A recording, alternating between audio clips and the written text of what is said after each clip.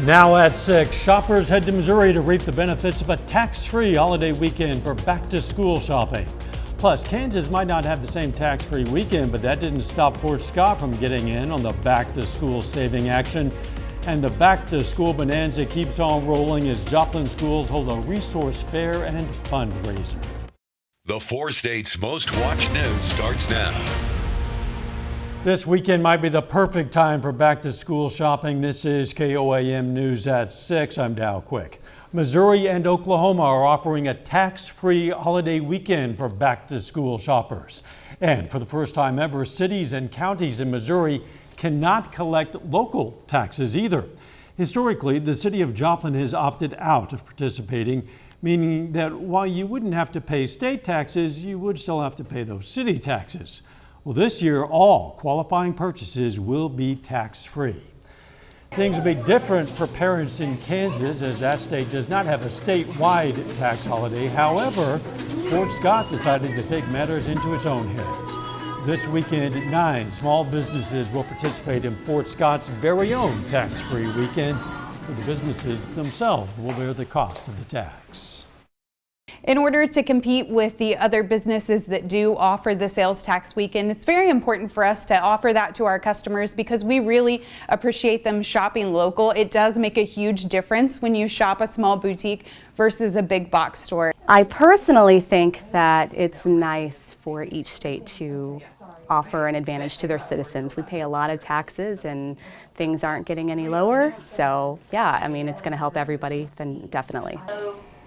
Fort Scott's tax-free weekend runs through tomorrow. An expanded program brings some back-to-school assistance to families in the state. The Kansas Education Enrichment Program, or KEEP, provides qualifying parents and guardians a one-time award of $1,000 per child to cover educational goods and services, including school supplies, tutoring, music lessons, and academic camps. In June, Governor Kelly expanded eligibility for KEEP to students with household incomes of less than 300% of federal poverty guidelines. Students in a current foster care placement are also eligible regardless of household income. Joplin schools also get on the back-to-school bonanza by giving parents a chance to mark even more items off their list. The district hosted its annual health, benefits, and retail therapy fair. The event included more than 120 vendors. Attendees were able to take advantage of some shopping, get health screenings, learn about some home improvement options, and enjoy some food. The fair organizers stressed the importance of the event as a way to bring the public out for health screenings. To do at any job, so we kind of took advantage of that and plugged in some of the necessary options that you have in town as far as your hospitals, your primary physician, your dentist, your ophthalmologist, and also throw in some banks and some of those fun retail experiences. The first 500 people to attend received goodie bags, and as the summer vacation winds down, it seems the temperature is going to wind down a bit. Chief Meteorologist Doug Hetty. Yeah, it's going to take a couple days, but we are going to get there. Excessive heat warning still in effect through the evening hours. And then again, as we go into Saturday afternoon, then we'll start to see some improving changes temperature-wise. Not a whole bunch going on for us, but we may get a few isolated thunderstorms along and south of I-44 as we work through the evening hours. Some bigger thunderstorms out across central Missouri. You can see the severe thunderstorm watch. If you are going to be out this evening, it's hot. Drink water. We're going to drop back through the 90s. Isolated storms late this evening. Again, mainly our southern counties. Scattered weekend storms. In fact, a pretty good chance for thunderstorms tomorrow night. Heat continues tomorrow, and then we start to cool down. I'm going to have all the details for you here in just a bit. Catch you in a few. A 68-year-old Joplin woman is pleading with Joplin officials to let her keep her home of almost 40 years. On Monday, Donna Bray will speak before the City Council to try to remove her property from the demolition list. KOAM's Fernandez Silva has that story. Almost 40 years ago, Donna Bray bought this house. She raised her kids there and now is facing the risk of seeing it be demolished by the city of Joplin. I am like this far away from being homeless at 68 years old. According to Joplin officials, the house has been on the Joplin Building Board of Appeals agenda for almost 2 years, with no progress made to repair the structure. In March this year, the city said the house was vacant and accessible to vandals. Donna says the house was vacant for almost 10 years, and she agrees she did have problems with trespassers in the past. Somebody broke in and they emptied every closet. They tipped over beds. They pulled the dressers out of all my dresser drawers and dumped everything upside and down. Donna says about 4 months ago, she moved back into the house. In June, the board declared it was a dangerous building and ordered it to be demolished. According to Donna, she wasn't able to repair the house because of health concerns and financial difficulties. She also believes she's not treated equally before city council members. They've required me to give them itemized lists of everything I've done and everything I'm going to do and where I'm going to get the money to do it. Nobody else that has been before that board in the whole almost 2 years that I've been going before that board has ever had to show any of that information. The homeowner is now asking for the demolition order to be lifted so she can have more time to work on the house. There are programs, there are federal programs and there are state programs and there are even local or church or charity programs that I am eligible for to get help with my house, but they cannot and will not help me as long as it's on that building board's agenda. Her goal is to see her house look like it once did. It's ugly. It needs work. It definitely does, but I just haven't had the money. In Joplin, Fernanda Silva, KOAM News. Now, previously, the city of Joplin lifted demolition orders for Donna's house. A fundraiser was created to support her. Also, contractors, plumbers, and volunteers have offered their time to help fix that house. For more information, go to our website. Of course, that's KOAMnewsnow.com. Coming up, motorcyclists roll through Range Line in Joplin without stopping where they should have. We'll explain. Plus, authorities bring charges in connection with a suspected fentanyl bust. A group of motorcyclists led police on a slow-speed chase down Range Line in Joplin.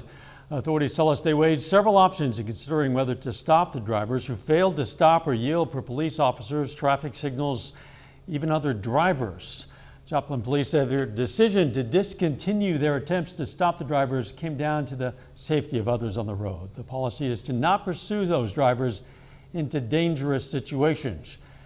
The JPD used a helicopter assistance in an attempt to locate them. They're also asking for your help, the public's help, for their identification. Authorities charged 2 Pittsburgh residents after a joint drug bust. Now, we first told you yesterday that multiple Kansas agencies executed a search warrant in Pittsburgh after noticing suspicious activity. Horace Wright and Amanda Lee were arrested on multiple drug-related charges. That's because during the search, law enforcement uncovered an estimated 5,000 counterfeit oxycodone pills suspected of containing fentanyl. The 2 suspects have been booked into the Crawford County Jail. Authorities arrest a man in Tulsa accused of stabbing another man with a flagpole. The suspect is Clinton Collins. On Wednesday evening, Tulsa police responded to a call and found a man had been stabbed through the head with a flagpole. Yes, the American flag was still attached. Authorities say the victim will survive his injuries, but will probably lose an eye. A Chetopa man is back in the Cherokee County Jail tonight after he was captured today. At around 7:30 this morning, authorities searched a Baxter Springs hotel room after receiving information a fugitive was there. They found Ernest Moore behind a shower curtain. Moore pled guilty in Cherokee County District Court back in December of 2022 to a number of charges. They included burglary, theft, criminal damage to property. Though he had been released from custody, Moore failed to appear in court, which was why he was wanted. A little later, big moves in the Big Ten and the Big 12. Brock is going to have more on those stories in sports. Plus, finally, our temperatures are going to cool down a little bit. Also, some rain chances. We're going to look at that coming up.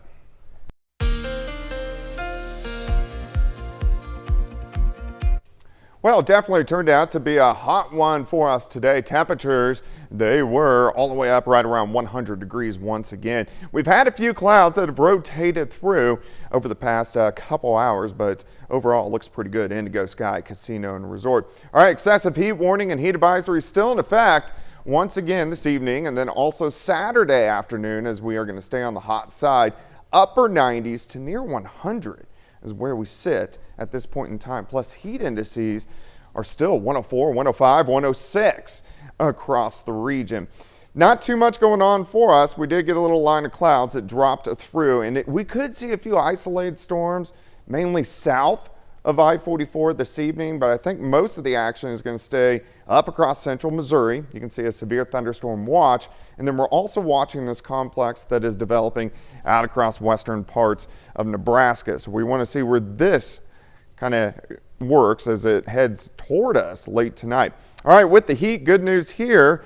High pressure is breaking down. This is going to give us some relief from the heat as we go through into early next week, which is great. All right, severe storm threat. This is not tonight. I actually accidentally put tonight on the graphic, but this is going to be a level 2 out of 5. This is Saturday night. Saturday night, 10 p.m. to 3 a.m. Hail and high winds. Tornado threat is going to be low, but something we want to watch for Saturday night. We could also get some thunderstorms tonight. Again, those isolated storms along and south of I-44, so hit and miss storms, but most of us stay dry. Now, after about 2 or 3 o'clock in the morning, scattered thunderstorms pop up again. Southeast Kansas, southwestern parts of Missouri.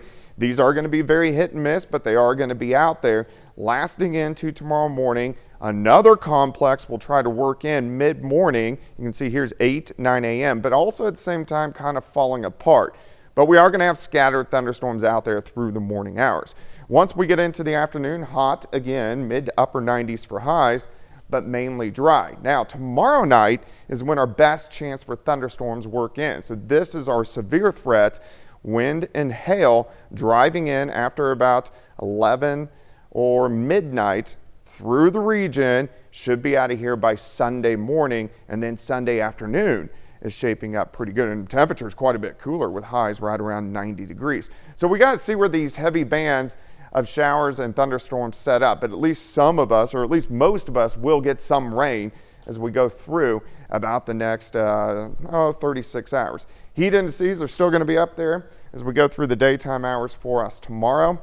High temp 97, 91 on Saturday or on Sunday, so at least temperatures looking better. High of 88 on Monday. Then here comes the heat again, 95 on Tuesday, back to 100 on Wednesday. I'm just focusing on 8 as the first digit in a high. Yeah, 88 on Monday looks good. Yes, it does. Thank you, Douglas.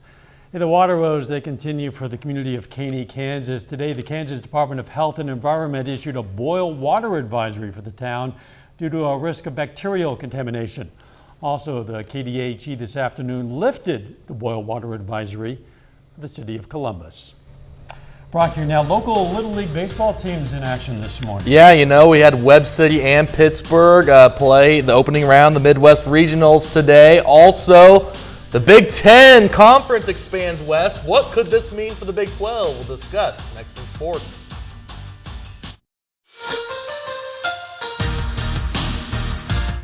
The Little League Midwest Regionals kicked off earlier this morning. 2 local teams got to represent their state in Indianapolis. Webb City for Team Missouri and Pittsburgh for Team Kansas. Well, unfortunately for both teams, they lost their opening round games. Pittsburgh loses to North Dakota 15-1 and Webb City loses to Wisconsin 5-2, which now sets up this matchup between Webb City and Pittsburgh. Since this is a double elimination bracket, that means both teams will move to the losers bracket, so it's a win or go home situation. Team Missouri will take on Team Kansas, and this will take place on Sunday, August 6th at 9 a.m. Central on ESPN+. The Kansas City Chiefs are almost a week from their first preseason game in New Orleans, but now the team came down with a hefty suspension from the NFL on a current Chiefs defensive lineman. The NFL has now suspended Chiefs defensive end Charles Omenihu for the first 6 games of the regular season. Ominahu was suspended because of a violation of the league's personal conduct policy. This goes back to January, where Ominahu was arrested on suspension of misdemeanor domestic violence. So now let's keep in mind this happened when Ominahu was a member of the San Francisco 49ers. Most fans may not know who Ominahu is since he has yet to play a game with the Chiefs. Ominahu signed a 2-year contract with Kansas City as a free agent in March. The Kansas City Royals are the hottest team in baseball right now, winning their last 6 games. Meanwhile, the Cardinals have only won 2 of their last 7 games. The Royals are in the city of brotherly love tonight, taking on the Philadelphia Phillies. Kansas City is seeking their 7th straight win. We are now just underway in Philly. At the moment, no score in the first inning. We'll have the final score update tonight at 10. The St. Louis Cardinals continue their homestand tonight, hosting the Colorado Rockies. The Rockies come into the game with the worst record in the National League, so good opportunity for the Cardinals to pick up some wins. This game is scheduled to start at 7:15 p.m. We'll have a final score update for you tonight at 10 on that one as well. It's now official. Both the University of Oregon and the University of Washington have finalized a deal to join the Big Ten Conference beginning in the 2024 academic year. This is the second group of Pacific time zone schools to join the Big Ten. USC and UCLA announced they were leaving for the Pac-12 and joining the Big Ten this time last year. So you may recall on Thursday the Colorado Buffaloes joined the Big 12, and now there are multiple reports that the Big 12 is expected to add Arizona, Arizona State, and Utah to join the league. So now, the college landscape, we've had a realignment here and there, and it's great to have all these good matchups, but I think the worst thing is the rivalries. That's always tough because those develop over generations in some cases. You want to keep them intact if possible. We have a story about a new beginning and a bit of a surprise. You're going to want to see this. Stick around.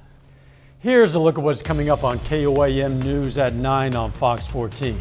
We're going to have more on how Fort Scott, Kansas businesses are taking the tax-free weekend matter into their own hands. Also more from Joplin. Plus, we're going to check out the first day of Emancipation Park Days at Joplin's Ewart Park. And if the intense heat is making it harder for you to sleep, well, you're not alone. We're going to have some tips to get you a few more of these. Those stories a bit more tonight. KOAM News at 9 on Fox 14. Now, we've covered and we've recorded an awful lot of momentous events right here in this studio over the years, but I can't think of any other that's really quite like this one. Just after the noon news this afternoon, our noon and morning anchor, Kaylin O'Shaughnessy, posed for a few photos with her boyfriend, Junior. And as we were taking pics and recording, this happened. So if you would, Katie Cat, I'd love to be with you and be by your side for the rest of your life. Will you marry me? Yes. Oh my God. Yes, she said yes. By the way, this was Caitlin's very first week as our new morning and noon anchor. Feels like a perfect ending to a week of new beginnings. Congratulations. What a great looking couple. I was fortunate to be in the studio. A lot of people around the station knew that this was happening. I didn't. I had taken some photos of them. And suddenly, boom, I'm hitting record on the phone too. So they've got multiple versions of this. Great surprise for her on her first full week of anchoring the morning show. Yes, on their way to happily ever afters, I'm sure. All right, the weather looking better. Yeah, a little happier. 97 tomorrow, scattered thunderstorms in the morning, and then around tomorrow night, some of those could be strong to severe. But look at this, Sunday 91 down to 88 on Monday. Final sports note. Pittsburgh versus Webb City tomorrow. Loser goes home. So big matchup between those two Little League clubs. Wow, a lot on the line. Thanks for joining us. We'll see you right back here for KOAM News at 10. Let's make it a great evening.